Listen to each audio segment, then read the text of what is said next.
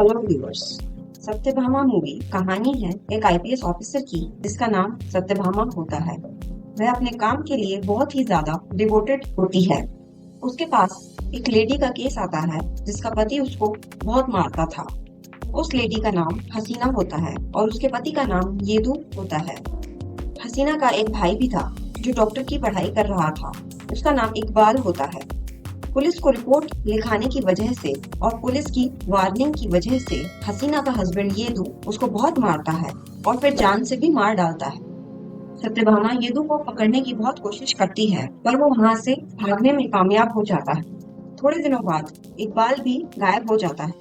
इकबाल की खोज करते करते यह पता चलता है कि इकबाल टेररिस्ट बन चुका है, पर ऐसा नहीं होता। एक्चुअल में इकबाल येदू को ढूंढ रहा होता है और जब इकबाल को येदू मिल जाता है तो उसको डॉक्टर बनकर इकबाल गलत इंजेक्शंस लगाने लगता है।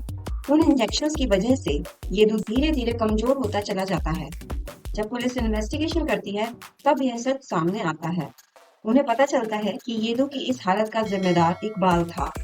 इकबाल ने यह सब अपनी बहन की मौत का बदला लेने के लिए किया था। फिर सत्यभामा इकबाल को काफी समझाती है। उसके बाद इकबाल सरेंडर कर देता है। सत्यभामा इकबाल को समझाती है कि अगर वह खुद से बुरे लोगों से लड़ेगा तो वह खुद भी उनकी तरह बुरा इंसान बन जाएगा। सत्यभामा इस केस को इमोशनली हैंडल करती है। इस केस में वो गन का यूज नहीं करती है। ऐसा वो अपने पति के सजेशन पे करती है। इस स्टोरी में सत्यभामा अपनी पर्सनल लाइफ में भी काफी इश्यूज फेस करती है, पर उसका हस्बैंड काफी सपोर्टिव होता है, इसीलिए वह सक्सेसफुली सारी प्रॉब्लम्स को हैंडल कर लेती है। अगर मूवी का पॉजिटिव एनालिसिस देखें तो मूवी वुमेन एम्पावरमेंट पर फोकस करती है। मूवी में जिस तरीके से सत्यभामा अपनी वुमेन पुलिस के साथ एक स्पेशल वुमेन सिक्योरिटी टीम चलाती है और वुमेन हरेसमेंट के केसेस हैंडल करती है, यह बहुत अच्छे से दिखाया गया है। सत्यभामा एक डिवोटेड ऑफिसर है जो कि अपने काम को प्रायोरिटी देती है। अगर दूसरा पॉजिटिव पॉइंट देखें तो यह फिल्म यह भी दिखाती है कि एक सपोर्टिव हस्बैंड होने की वजह से कैसे बड़ी बड़ी प्रॉब्लम्स को भी दूर रखा जा सकता है।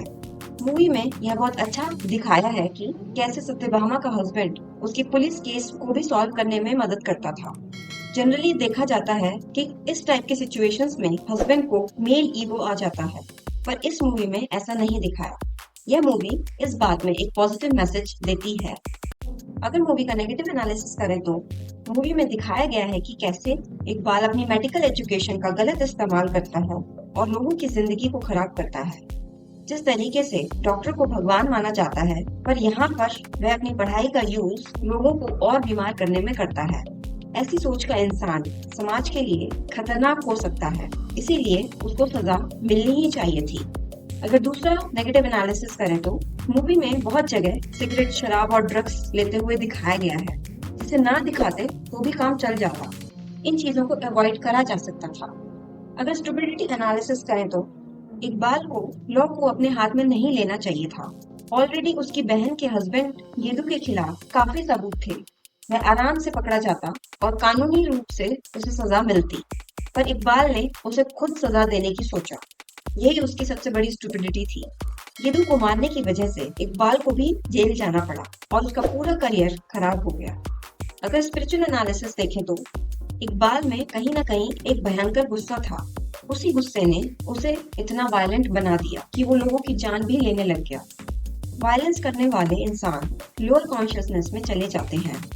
अगर आपको यह एनालिसिस अच्छा लगा तो आप लाइक, शेयर एंड सब्सक्राइब भी कर सकते हैं। Thanks for watching.